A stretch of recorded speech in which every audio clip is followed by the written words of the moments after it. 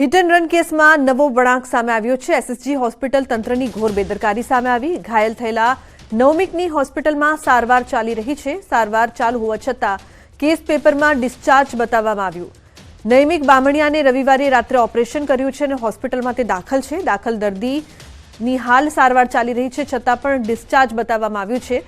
તો બીજી તરફ હોસ્પિટલમાં ચાલતી લાલિયાવાડી છતી થઈ ગઈ। एसएसजी હોસ્પિટલના કયા તબીબે ફરજ પર નિષ્કાળજી દાખવી તે મોટો સવાલ અહીં ઉપસ્થિત થઈ રહ્યો છે। વધુ માહિતી માટે હાર્દિક જોડાયા છે ફોન લાઈન પર। હાર્દિક, વડોદરામાં જે પ્રકારની લાલિયાવાડી હોસ્પિટલમાં જોવા મળી રહી છે, કોણ જવાબદાર, શું વધુ અપડેટ્સ? બિલકુલથી લુમના જો સમગ્ર મામલે વાત કરવામાં આવે તો જે હિટ એન્ડ રનની ઘટના બની હતી તે 18 તારીખે બની હતી અને આ ઘટના બન્યા બાદ જે છે તે વડોદરા શહેરમાં ભારે ચર્ચા ચાલી રહી છે, કારણ કે જે હિટ એન્ડ રનની ઘટના સર્જનાર છે તેને બચાવવા માટે જે સાંસદ રંજનભાઈ ભટ્ટ છે તેઓ પોલીસ સ્ટેશન ખાતે ગયા હતા તેવા આક્ષેપો જે છે તે થઈ રહ્યા છે। ત્યારે સમગ્ર મામલે અત્યારે જે સયાજી હોસ્પિટલ કે જે મધ્ય ગુજરાતની સૌથી મોટી હોસ્પિટલ કહેવામાં આવે છે તેની ઘોર બેદરકારી જે છે સામે આવી છે। આ હિટ એન્ડ રનની ઘટના બની હતી, એમાં જેટલા 2 જેટલા જે વિદ્યાર્થીઓ છે તેઓ ઇજાગ્રસ્ત થયા હતા। ત્યારે ઘાયલ થયેલો જે નૈમિકની જે હોસ્પિટલ છે તેમાં સારવાર ચાલી રહી છે, પરંતુ જે ફરજ પરના તબીબ છે તેમના દ્વારા આ નૈમિકને ડિસ્ચાર્જ આપી દેવામાં આવ્યો હોય તે પ્રકારના કાગળ તૈયાર કરવામાં આવે છે અને એમએલઓ છે તેની સહી સિક્કા પણ કરી લેવામાં આવે છે। ત્યારે બીજી વાત કરીએ તો નૈમિકનો અકસ્માત થયાના બીજા જ દિવસે જે ઓપરેશન છે તે કરવામાં આવ્યું હતું અને આખી જે પ્રક્રિયા છે તે તેને ડિસ્ચાર્જ બતાવીને કરવામાં આવી હતી। ત્યારે આજે હોસ્પિટલમાં લાલિયાવાડી ચાલી રહી છે તે અહીંયા છતી થઈ રહી છે। રૂમમાં બીજી વાત કરવામાં આવે તો મીડિયાએ હોસ્પિટલ તંત્રનું ધ્યાન દોરતા અત્યારે જે હોસ્પિટલ તંત્ર છે તેમના દ્વારા આજે નૈમિક છે એટલે કે ઇજાગ્રસ્ત વિદ્યાર્થી છે તેનું નવેસરથી કેસ પેપર જે છે તે ફાઇલ કરવાની અત્યારે પ્રક્રિયા જે છે તે હાથ ધરવામાં આવી છે। ત્યારે એસએસજી હોસ્પિટલના કયા તબીબે ફરજ પર નિષ્કાળજી દાખવી છે તે દિશામાં અત્યારે જે હોસ્પિટલનું વહીવટી તંત્ર છે તે તપાસ કરી રહ્યું છે। લુમના જી બિલકુલ હાર્દિક, આભાર સમગ્ર માહિતી બદલ। વડોદરામાં થયેલા અકસ્માતમાં આરોપીને છોડાવી દેવાના આક્ષેપો સામે સાંસદ રંજનબેન ભટ્ટે ખુલાસો કર્યો છે। તેમણે સ્પષ્ટતા કરી કે તેઓ આરોપીને છોડાવવા પોલીસ સ્ટેશન નહોતા ગયા। અકસ્માતમાં કુશ પર ફરિયાદ થઈ હતી તો પછી તેને છોડાવવાનો પ્રશ્ન જ થતો નથી તેવું પણ તેમણે કહ્યું, ખુલાસો કર્યો છે। તો હું કુશને છોડાવવા નથી ગઈ તેવું તેમના દ્વારા કહેવામાં આવ્યું છે। હું કોઈ આરોપીને બચાવવા માટે પોલીસ સ્ટેશન નહોતી ગઈ। સ્વાભાવિક છે જે કુશ છે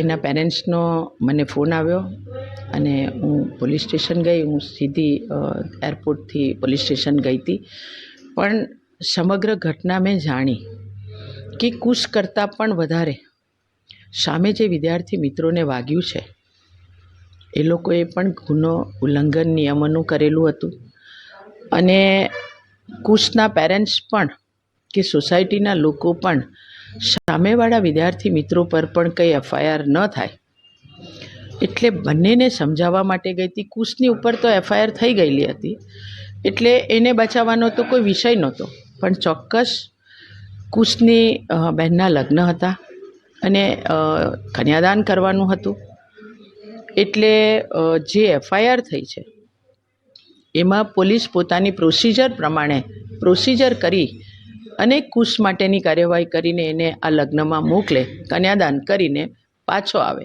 કે કુશ પોતે જ્યારે જઈ રહ્યો હતો ગાડીમાં ફતેગંજ, તો એને જવા માટેનું સિગ્નલ ખુલ્લું હતું એટલે એ તો રાઈટ જઈ રહ્યો હતો, પણ આ બે જે વિદ્યાર્થી મિત્રો છે એ રોંગ સાઈડ જઈ રહ્યા હતા। એના બાજુનું સિગ્નલ બંધ હતું, એનું પોતાનું એક્ટિવા નહોતું, એની પોતાની પાસે લાઇસન્સ નહોતું, તો વધારે ગુનો તો એ દીકરાઓ પર થાય એવો હતો। એટલે સોસાયટીના લોકો પણ આ વિદ્યાર્થી મિત્રો પર ગુનો ન કરે, એફઆઈઆર ન કરે, સમજાવટથી બંને બાજુ કામ થાય, કેમ કે એ દીકરાઓને વાગ્યું હતું। એટલે મારો ભાવ તો સાંસદનો ભાવ નહોતો, એક માનો ભાવ હતો। સ્વાભાવિક છે પોલીસે પોતાની જે કંઈ પ્રોસિજર કરવાની હોય એ પ્રોસિજર સાથે જ એને છોડ્યો છે। હું જોડે લઈને નીકળી નથી। મારું પોલીસ સ્ટેશનમાંથી નીકળવું અને કુશને પોલીસ પોતાની ગાડીમાં બેસાડીને હોસ્પિટલમાં, સયાજી હોસ્પિટલમાં એફઆઈઆર હોય એટલે એનું મેડિકલ ચેકઅપ કરાવવાનું હોય, એ ચેકઅપ કરાવવા લઈ ગઈ હતી એટલે હું એને લઈને નીકળી નથી। મેં પોલીસ પર એવું દબાણ પણ નથી કર્યું કે તમે કુશને છોડી દો। સ્વાભાવિક છે પોલીસ પોતે જોવે તો જાય, દીકરીના લગ્નમાં કન્યાદાન કરીને કુશ પાછો બેસી જાય, પોલીસ સ્ટેશનમાં આવે, જે કંઈ કરવાનું હોય એ કરે। પણ મારું કોઈ દબાણ નહોતું, હું લઈને નહોતી નીકળી. એટલે આ જે કંઈ વિદ્યાર્થી મિત્રોએ વિડીયો કર્યો છે બિલકુલ ખોટો છે. ઉલટા એ લોકો પોતે પોલીસ સ્ટેશનમાં જઈને વિડીયો ઉતારતા હતા, આ બધું કરતા હતા. એટલે એ લોકોને જે કંઈ એ કરી રહ્યા હતા બાળક બુદ્ધિમાં. સિગ્નલ સ્ટોપમાં આ ભાઈ પાછળથી રમાઈને આવતા હતા, લગભગ 70-80 ની સ્પીડ હશે. સિગ્નલ તોડીને ક્રોસ કરવા ગયા, જ્યારે સામેનું બીજું સિગ્નલ ખુલી ગયું, ત્યાંથી એક બાઇક વાળો એક્ટિવા લઈને થોડો ક્રોસ કરતો હતો. આ ભાઈ ઉડાવી દીધા છે બેવને ઉડાવ્યા છે. બેવની હાલત બહુ ગંભીર છે, જેથી મેં ફતેગંજથી એમની પાછળ આવ્યો છું અહીં. પણ આ ભાઈ કોઈ જગ્યાએ સ્ટોપ નથી રહ્યા. તમે તમામ સીસીટીવી ચેક કરજો.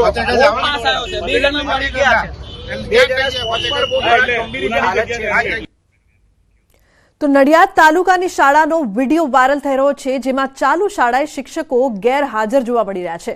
એક જાગૃત નાગરિક દ્વારા તમામ વર્ગખંડો તપાસતા એક પણ શિક્ષક કે આચાર્ય જોવા ન મળ્યા, જેને લઈને જાગૃત નાગરિક દ્વારા આ વિડીયો બનાવીને તેને શેર કરવામાં આવ્યો. વિડીયોમાં શાળામાં અભ્યાસ કરતા વિદ્યાર્થીઓ જાણે રામ ભરોસે હોય તેવું જોવા મળી રહ્યું છે.